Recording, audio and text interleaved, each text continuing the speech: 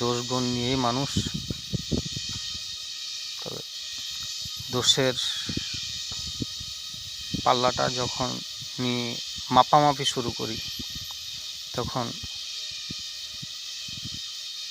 মনে পড়ে আর কি যে নিজের দোষটা কীভাবে মাপবো, কীভাবে ঢাকবো, নিজের অপরাধগুলো কীভাবে মুছে ফেলা যায়। এত অপরাধ করছি, একটু চোখ বন্ধ করে দেখবেন, ঘুমাতে গিয়ে একটু ভাববেন যে অপরাধের লিস্ট কত বড়, কত বড় লিস্ট।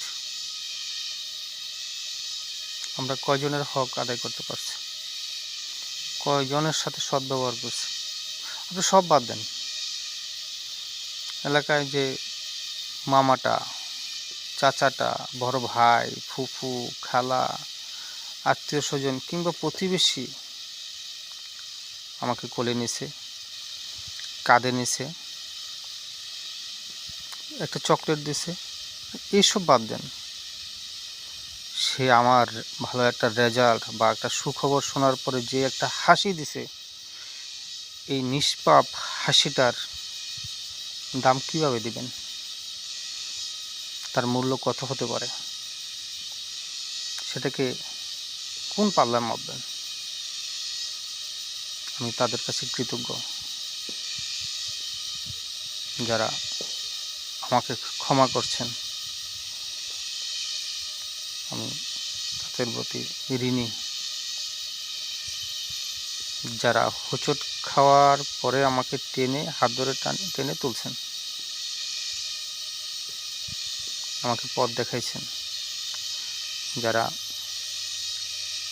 হিংসা, বিদ্বেষ, অহংকার মুক্ত থেকে আমার একটা সুখবর, একটা ভালো খবর শুনে একটা অট্টহাসি দিয়েছেন, যারা খুশিতে আমাকে বুকে জড়িয়ে নিয়েছেন। পৃথিবীর মধ্যে সবচেয়ে কঠিন যে কাজটি, সেই কাজটি হলো অন্যের সুখে মন উজাড় করে তাকে বুকে জড়িয়ে ধরে নেওয়া। কারণ আমরা তো হিংসুটে জাতি, কারো ভালো দেখতে পারি না, আবেগে কেঁদে ফেলি। অনেকেই কাঁদতে পারে দুঃখ দেখলে, কিন্তু হাসাটা বড় কঠিন।